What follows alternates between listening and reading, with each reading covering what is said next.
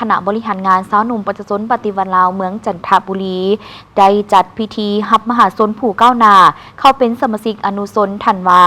รับมหาชนผู้ก้าวหน้าและเลื่อนสมาชิกอนุชนธันวาที่พ้นเกษียณเข้าเป็นสมาชิกเยาวชน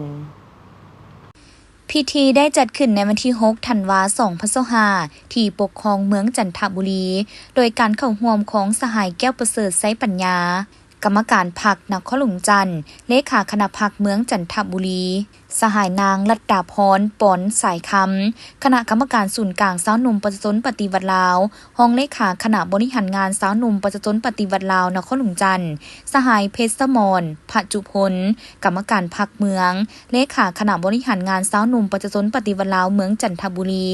มีบรรดาครูอาจารย์พ่อแม่ผู้ปกครองพร้อมด้วยบรรดาสมาชิกสาวหนุ่มเยาวชนธันวาอนุชนธันวาและมหาชนก้าวหน้าเข้าร่วมในท่ามกลางบรรยากาศที่ทั่วภาคทั่วปวงส่วนลาวทางชาติและทั่วกำลังสาวหนุ่มประชาชนปฏิวัติลาวพร้อมออกแหงแข่งขันสร้างขบวนการสมเสยวันสำคัญต่างๆของชาติของภาคก็คือพวมเฉลิมฉลองวันชาติที่2ธันวาคมรอบ50ปี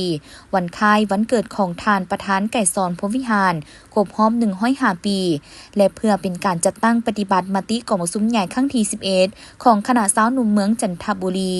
ในการขยายสมาชิกอนุชนเยาวชนธันวาดังนั้นคณะบริหารงานสาวหนุ่มประชาชนปฏิวัติลาวเมืองจันทบุรีจึงได้เต้าโฮมเพื่อหับมหาชนผู้ก้าวหน้า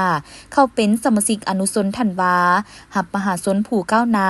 และเลื่อนสมาชิกอนุชนธันวาที่พ้นเกษียณเข้าเป็นสมาชิกเยาวชนซึ่งในพิธีได้ผ่านข้อตกลงว่าด้วยการรับเอามหาชนผู้ก้าวหน้าเข้าเป็นสมาชิกกองเยาวชนธันวาโดยอิงตามการเห็นดีเป็นเอกภาพของคณะบริหารงานสาวหนุ่มประชาชนปฏิวัติลาวเมืองจันทบุรีเห็นดีรับเอามหาชนผู้ก้าวหน้าเข้าเป็นสมาชิกอนุชน